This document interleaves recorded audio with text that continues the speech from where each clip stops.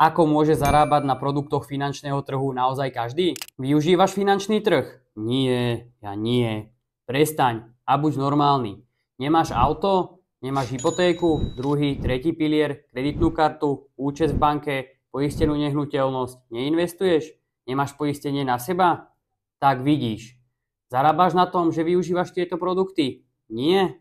Prečo? Poď sa dozvedieť, ako môžeš profitovať na veciach, ktoré už aj tak využívaš. Je jedno, či si trader, investor, bežný zamestnaný smrteľník, SZČO alebo podnikateľ.